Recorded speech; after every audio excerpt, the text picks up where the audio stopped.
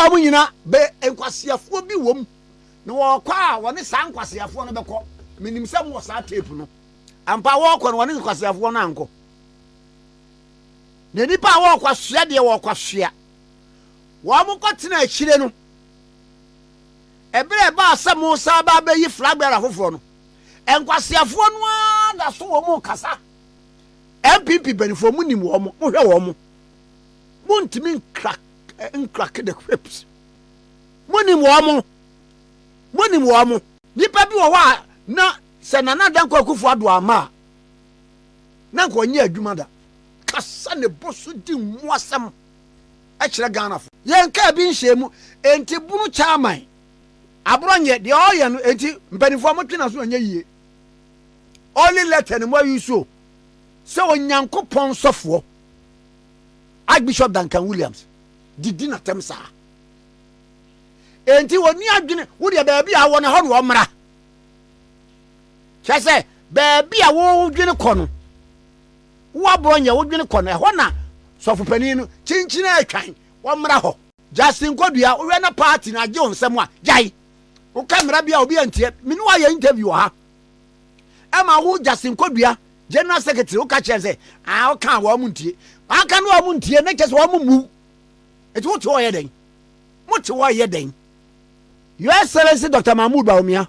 Abronye wo campaign wo se no wadwen yo se eye Archbishop Duncan Williams nkwa na wo attack no he is attacking the Christendom o campaign no Bawumia so pese ye yi a ya Abronye firim Dr. Mahamadu Bawumia so campaign ni be ko yi a saa bodamfo no yiwo mu firim enkomo na etia pa ekoma NPP fo patcho muntie ni ye mo kai se somewhere last year ye beto aba no eniema bia na ekoso mama nyoko mu betena kan ma mu didi matem anya o si jaso se eyi minu afa wabompa akabi mayai a wo bo me pasa me nkabi mawo eno nesa muti opposition no na mo muntie nya ho ne hia me samre num no me be kan se na nadu dan Akufo Addo wa ya ade papa niema wode aba free senior high aban ba ye wo to aso akwan ya wo yie wo to aso na mom enkwasiafo bi atwa ne ho ahia ni wa munyina be enkwasiafo bi wom na wo kwa woni san kwasiafo no beko minim se mo sa tape no ampa wo kwa no woni kwasiafo no anko na nipa wo kwasua de wo kwasua wo mo kotena achire no ebere ba asamo sa ba be yi flag bearer foforo no enkwasiafo no da so wo mo kasa NPP benifo mu nim wo mo hwe wo mo muntimi crack the crips munim wo mo hwe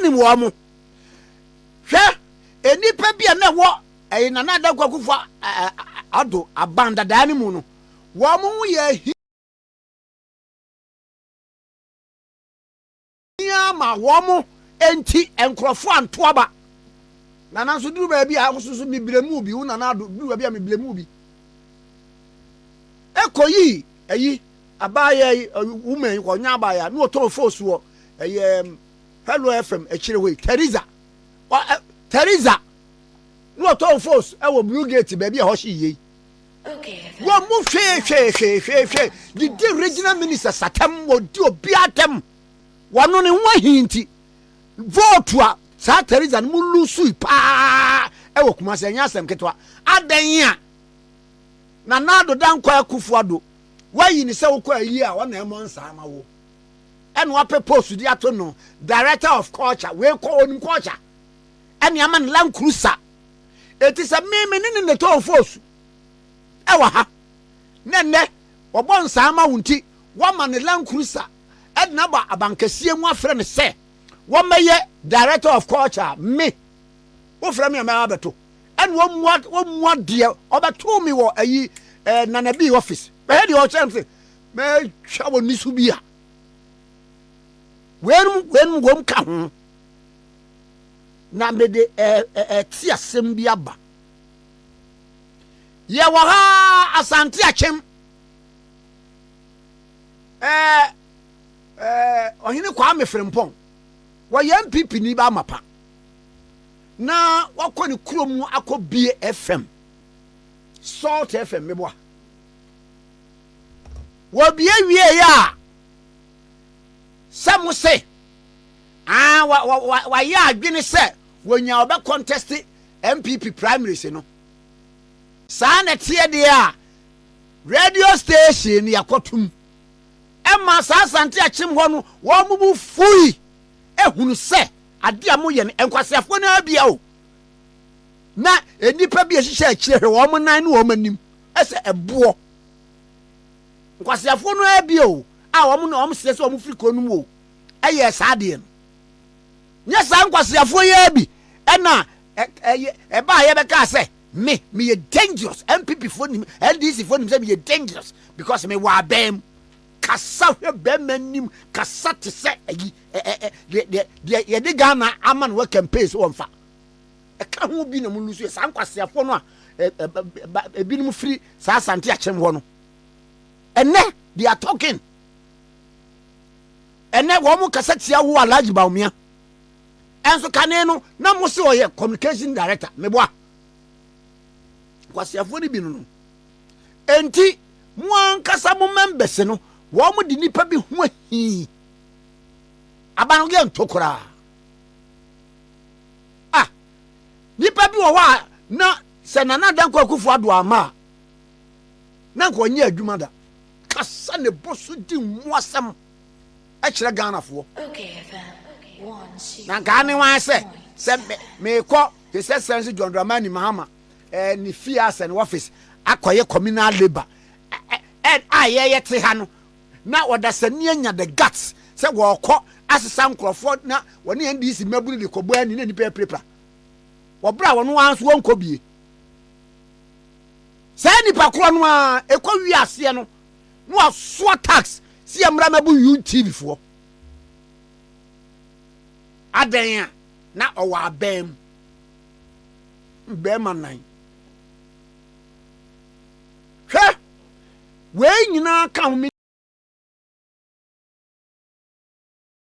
nimsa Professor Michael Quay's report no e capture saa niema we nipa bi wo ho a no omo wa ban mu na dan Akufo Addo na dawroma wo ma wo mo poso ahoma so ne jimi enti e ma mo lusu aban no we ka ho yen ka bi nhemu enti bunu chairman Abronye de oye no enti mpanifo mo twena so anya yie only letter no mo yuso se onyankopon sofo Archbishop Duncan Williams didi na temsa enti woni adwene wo de baabi a wona ho no omra kyase baabi a wo dwene kɔ no wo Abronye wo dwene kɔ no ho na sofo pani no chinchina atwan wo mra ho ayese obi wo house ana obi wo kotoko na wo dwene sese nipa kro no se wa ama house e wagimi wa ama house e wabodam ana wa ama kotoko a wagimi ana wa ama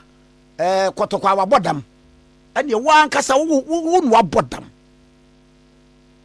MPP fo nti mu party no pa no eti mpani wom Justin Kodua wo na party na je onsem a jai wo camera bia obi antie me no ya interview ha ama wo Justin Kodua General Secretary wo ka chense wo kan wo muntie aka no wo muntie na kese wo mu eti wo to ye den mo te wo ye den Your Excellency Dr. Mahamadu Bawumia Abronye wo campaign wo se no wadwen yo se eye Archbishop Duncan Williams nkwa na wo attack no he is attacking the Christendom a Christopher fe ko ni nyina na wo attack no enti se wo campaign no pese ye yi a yiri frim o campaign no Bawumia so pese ye yi a ya Abronye frim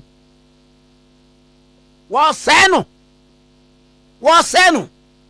ana wadwen yo se wo ye content kro dabi na sofo a eka ne ho asofo a wo man mu nyina nim se wo de aye Archbishop Duncan Williams a wo de beye wo mo so saa obia won share your ideals bia wo de beye no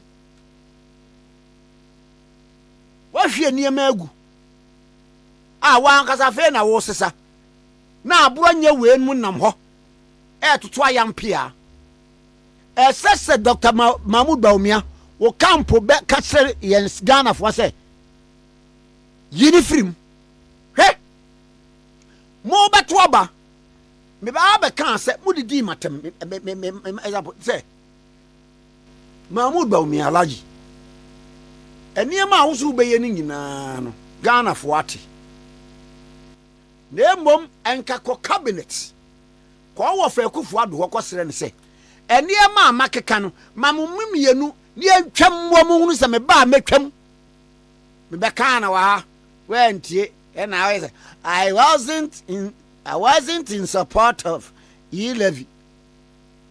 Ada na one bokoto sa meeting no na Agyarko mu. Obi ahun se ma abonte meka se oh vice president kura na se o call cabinet o mo Agyarko mu no wono kura boycott meeting se o preso. Na emo ma meka nkire me se aduane no na nya me debate me an me ni bi enkrofo be kanti. Me obi a woni mi bia ni me pa wasem a me hu se me pa wasem me tan wa me hu se me tan wali susuba ni bia Abronye Dr. Mahamadu Bawumia so campaign ni be koyi a sa abodamfo no yiwo mu film me okay 101.7 so any wopa yemi wopa so a kan de obeka bia na no pay heat no na nana edu baby na so wo se chira samaka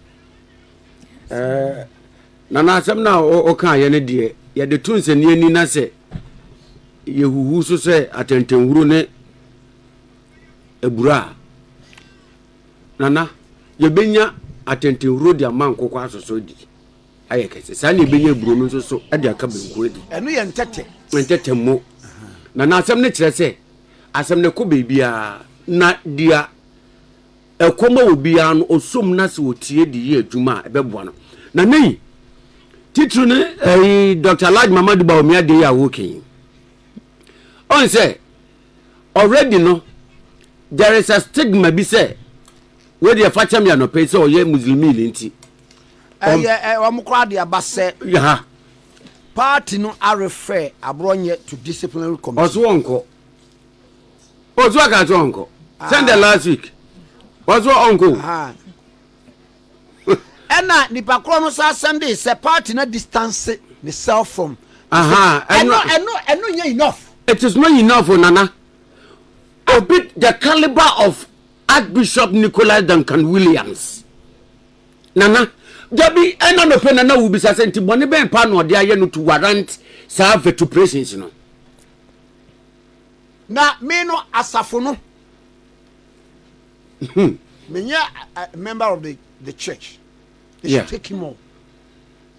Because what no, why any day? So I am robber. Why any? Nana, Ade. Edi me say party no, what distance myself from it is not enough. Well, Tio, the Christendom. Serious oh. And we are attacking. Because Nana make us say. And you man fiegu. Mo sorry, I must me and religious whatever tribal they did. But still. Oh. Nipan make us say why? Nana. Archbishop Nicholas Duncan Williams are working. Nana. Oh yeah, so for Bakupo, but the mass of war. Oh yeah, okay, Christopher. Nana, we put them make us say as individual pattern. No crabata. What in the club? Okay. Why are Asante of Yakumada?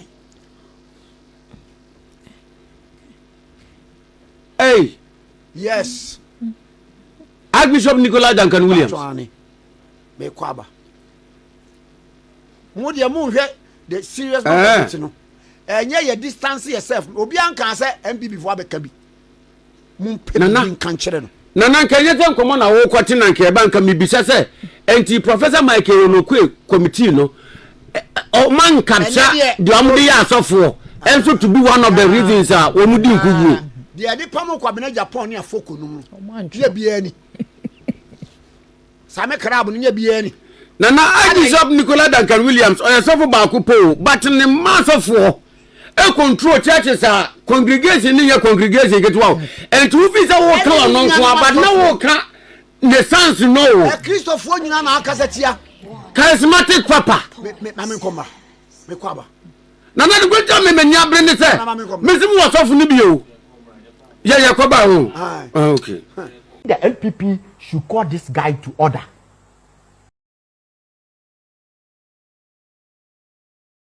Now remember the case me Bediatuo. This is Archbishop Duncan Williams and this is Abronye DC. Ya kwani akwa video and someone Abronye DC akanya Archbishop Duncan Williams. We'll come back and tell you something. Let's watch the video quickly. Na mu di Duncan Williams no machia. Ghana. Na mu di Duncan Williams no machia. Awo mo na se so mo ya sofo a obia nim se odi kan kwa urobre edi tuo edi nkrofo sika nyina osesa sika nisa. Wati asare wodi mu sika nyina osesa. Afedo odi awura politics mu. Sa nipa we gay for ba no convince asofofo binum a onim omo man kan wasem Ghana de be week na ka moment protect government no moment protect abai no mo bia nkoka gay ho asem who born dog Duncan William who are you wo ya wo to se nyankopon nim wo teme ma Abronye wo Duncan Williams Woyi na wo kra nyankopon sakra wo Duncan Williams wo se nyame sakra na me mentwintu onkum nipa da me nko urobreda me na nyankopon sakra me wo Duncan Williams wo se nyankopon wo sra wo so wo da wo hu bibi wo Duncan Williams wo so ya sofo tell me ma Abronye ametia woyi because of say me conquensa voice how good Father I command because of say me mo san kwase empire ninti me no me de nyame ni me hey my goodness you listen to Abronye DC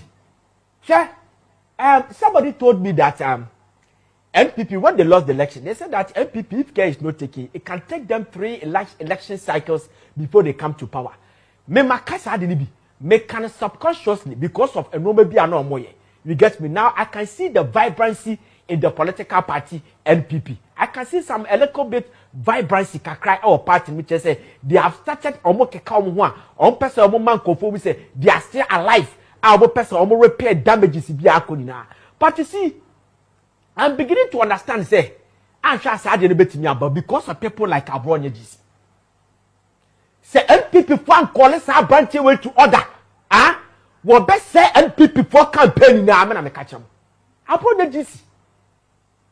How can you take such an astute person, an eminent person, like Archbishop Duncan Williams, and insult Archbishop Duncan Williams in the name of New Patriotic Party? Now, Mr. Duncan Williams, not sorry, no. And that's Action Chapel. A NDC for Kwaku Action Chapel. A NPP for Kwaku Action Chapel. Kwaku Action Chapel. We have NPP for Bapa, NPP for more, our Action Chapel.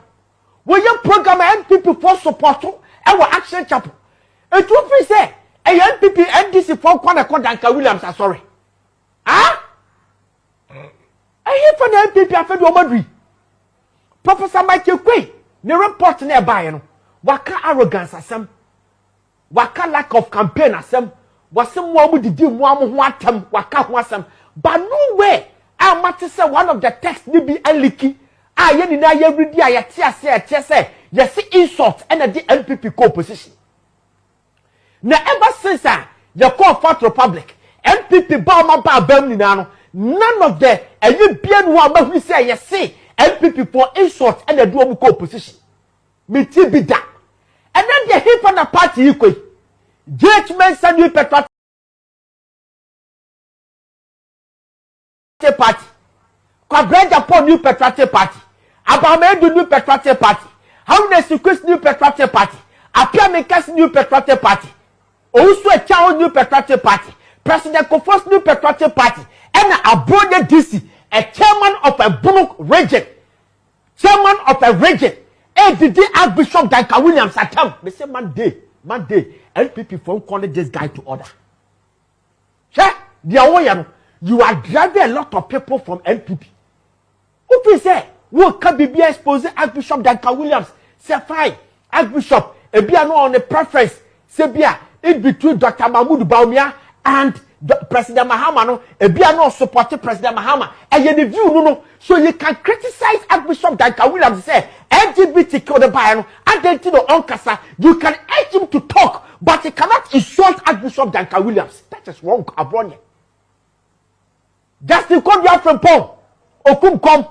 You are sitting on Montagen, na mon country. Justin Kodua, Nana B nom, Chairman Buganum, Messi mon fra Abronye DC. No mo papa panacho. Se mo to me papa panacho. You people should apologize to say Dala Adam Ekasanity President Kofwa NPP party na issue statement on behalf of Dala Adam. No our President Kofwa. Monya Sadin. Because when the air time, me who be that in my life. Say a small boy like Abronye because when you sika when you to me and now on a year a bono a chairman everybody new patriotic party he can insult somebody who has a preference. Say may I support the President Mahama against Dr. Mahamadu Bawumia. It will make me insult no. And he find here as a country. Abronye DC, please play the video again. Let's play the video again. Na mo didi Duncan William no machia. Awo mo na se so mo ya sofo a obi anim se odi kan kwa urobre edi tuo edi nkrofo sika nyina ose sa sika nitwa. Wate asori wodi mu sika nyina ose eswa. Afede odi awura politics mu.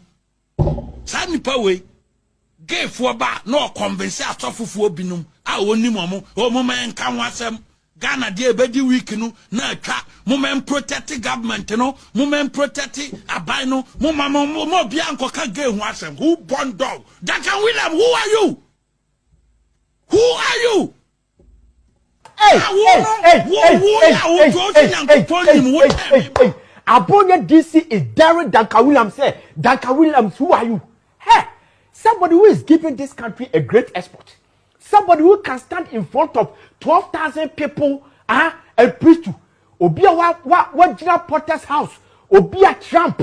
Every election. No. Yeah, sorry. You did Trump pieces so then they come by. Obia no didn't sell over 250 pastors. And they know as a pastor. Obia no what sorry what branches all over the world echo 2,000. Who is Duncan Williams? Ha! So NPP, me say Monday, we issue statement on behalf of this guy. I know some me say, Mokachane say issue statement to apologize to Duncan Williams on yet, but we issue statement to apologize on behalf of this man.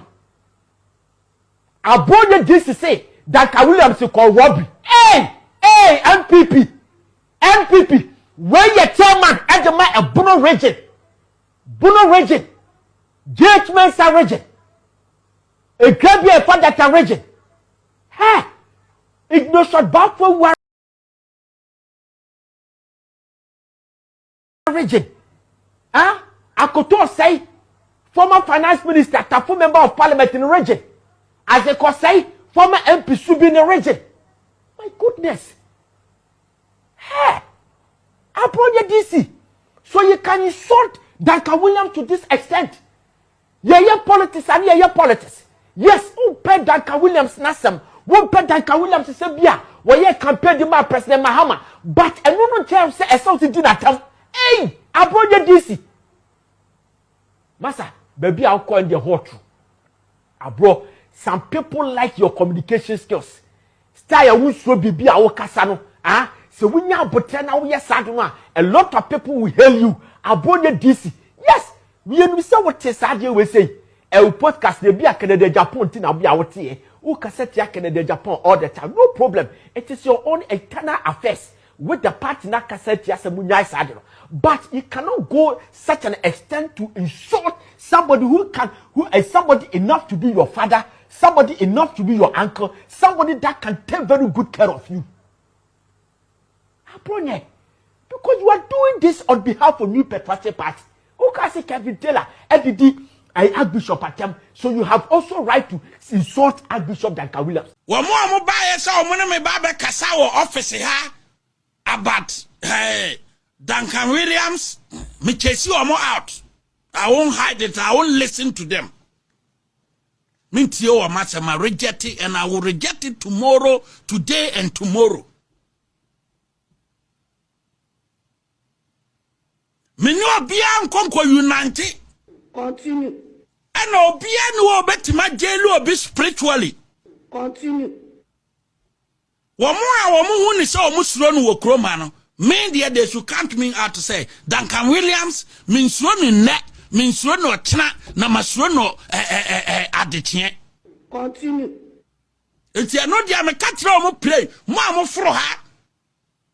Ye mu nipa ni mase kama yi CCT no a kire omo sem ka kire omo say ono na sem na mo de badia. Ale party.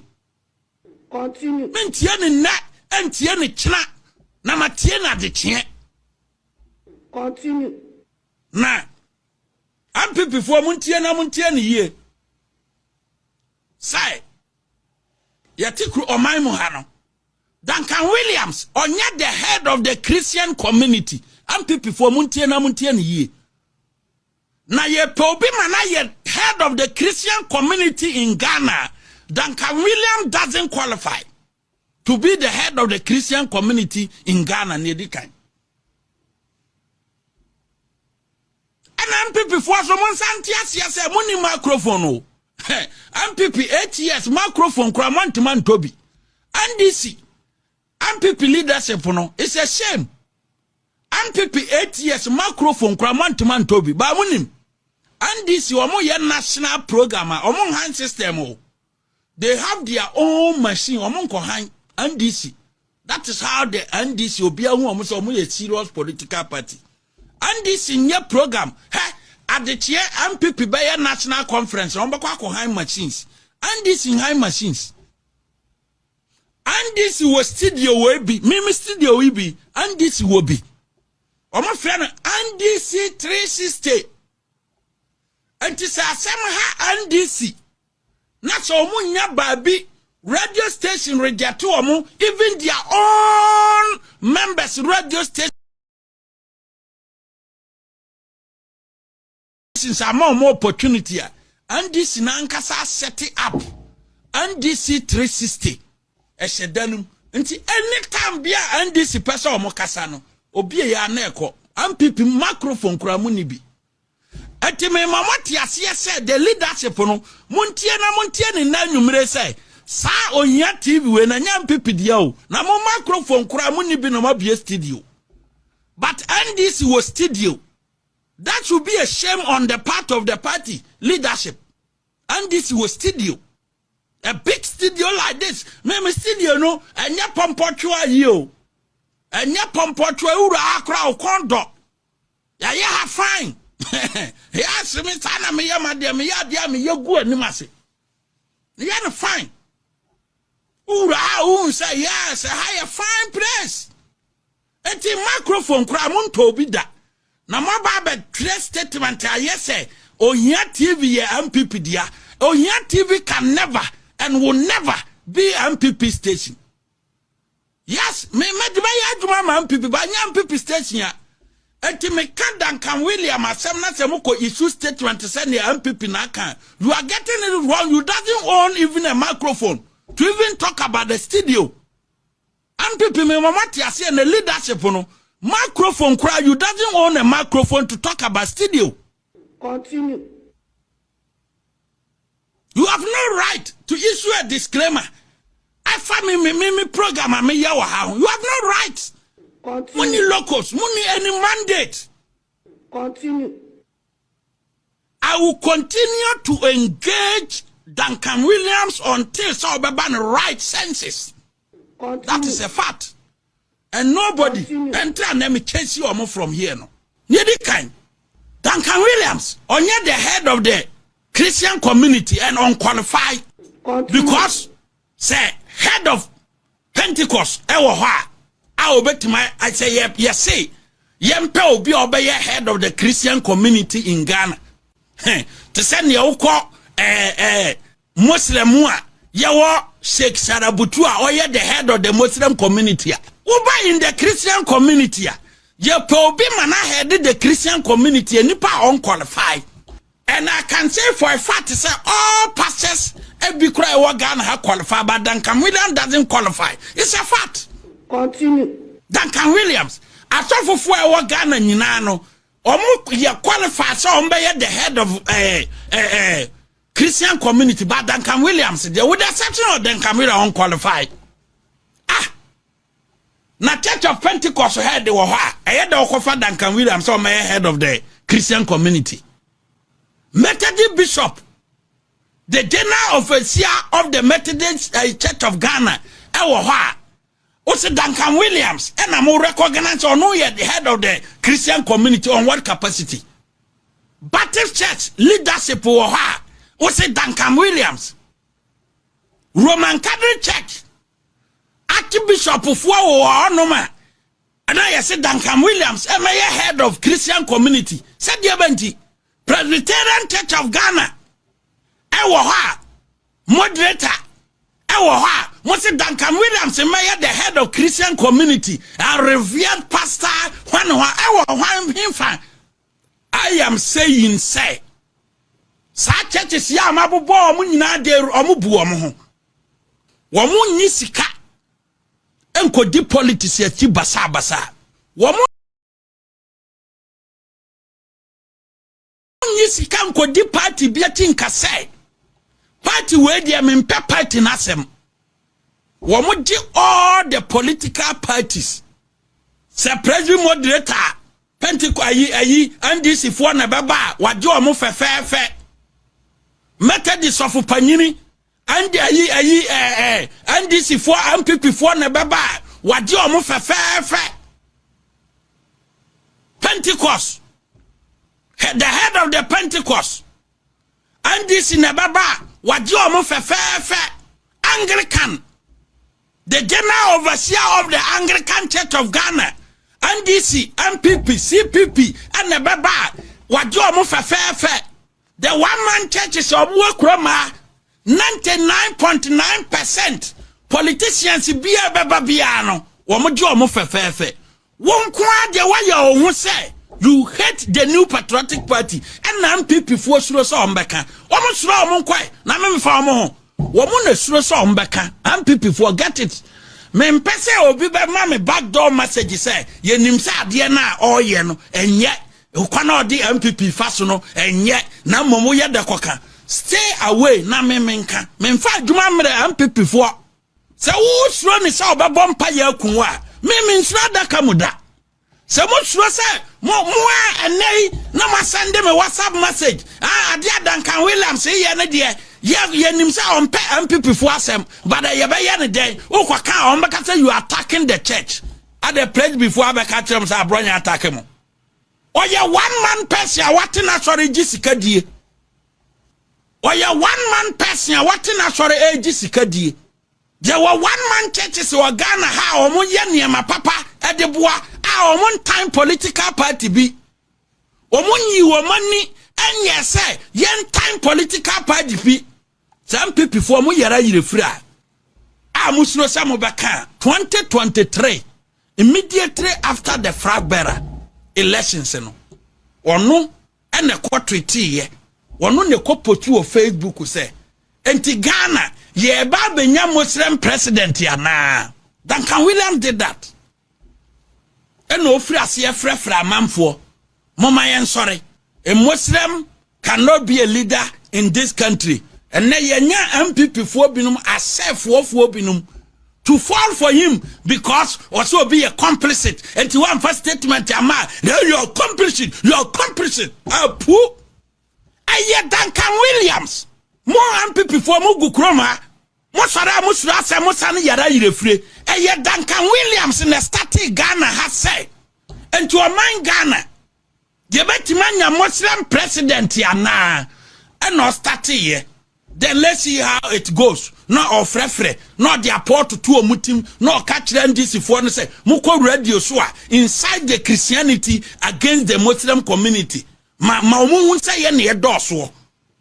And no free peke 1 or 2 pastors binum and no more the agenda no at the coy. And Duncan William started that. And people for you know.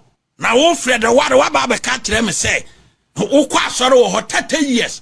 What was sorry 30 years or Duncan William and so what?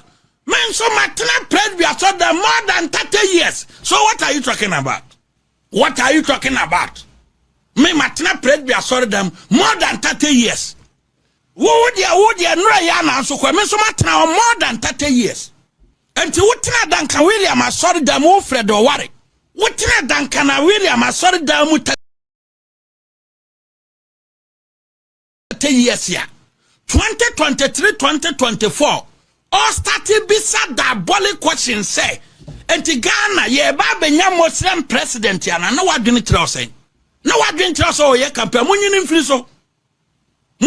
so na wadwene tire mo say Duncan Williams ba be ye campaign mama na somebody who started NPP for na mo andisi fo awura mu ano ene mutwe sa station so mutifie ho bo se ye nyom mufisa mo ya Abronye na the time ne ba mo ba kasa Abronye sori o mo ba na madase kum me ho atom se fam na me se awurade wadi masem mama me emre bi ba mo ba kasa Abronye sori o that time no na fe na me mpa ye ready na makoda so boko na makache se mo nkokomokun enako a me kun dia me kun me stop a obi ba kaze misro Duncan we me misro Duncan we for what me ne Anglican konkokon because Anglican for nya me hwe me ne Methodist for konkokon because Methodist for nya me hwe me ne Baptist church for konkokon because o mo nya me hwe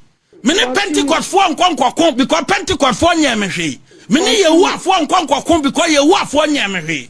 I am talking about Duncan Williams as in person say ne ya oyo okrom ha no eye niam boni as say ka kire no continue eye niam boni as say ka kire no say da bia no ne nyame dwuma no odi nyame akata na ni no odi sika ti eye niam fon me ne prayi eye Anglican fo ni asem me ne Presbyterian ni asem me ne one man individuals ya wo mo ati o ma so ba apagya okroma o mo ye nyame adwuma no me na o mo ni asem and me nkasa ntia o mo me nkasa so ntia o mo because sankrofo no mo nya atwem individual churches me nkasa ntia o mo but I will speak against that of Duncan Williams me ne na sorba ni asem se wo ya sorba na se o say ya ka Duncan Williams say wo na okwa asore te se Fred o ware kan ye na fa be wo so. And Fred Oware, when I now Fred party leadership say they should take action. Who Fred me catch say a bogus call. A bogus. Take action to against who? Oh, take action. Now me try me show action. And I'm ni pa money ni diri no. Monim ni pa money ni diri no. O ma mo Fred mo no mun take me for action ho ben. Action na have me NPP action against me no that's the same my brabo NPP action against me that's the same my brabo and they cannot stop me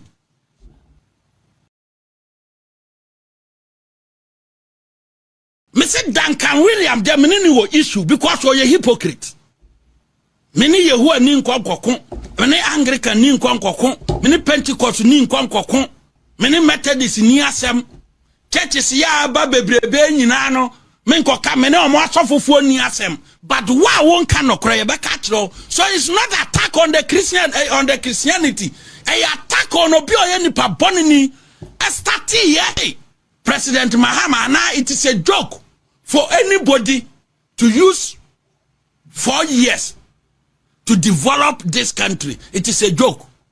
A dear meeting na akoswo and na MPP for mu behu mo misa ne say meeting ben no okoya oni panyin kase pa e wo Ghana ha panyini pa ekoya ono Duncan Williams eni panyini no yusu one car and de course meeting mu misa no and people for mu misa no na mo no mo ye nkra mo ye hu sa mo ye nkra because ne akwaso bia no mada mo nim na kina na mo ba ye mobo ne akwaso bia moda mo misa ne se meeting ben ne koya one panyini pa mu pa wo mo kwasa meeting no the whole Ghana yemhwe pastors dodo the traditional churches Anglican, Pentecost, Baptist Church, Presbyterian, Methodist, many of them, and sana waba ayi ankra churches, one man churches or muati,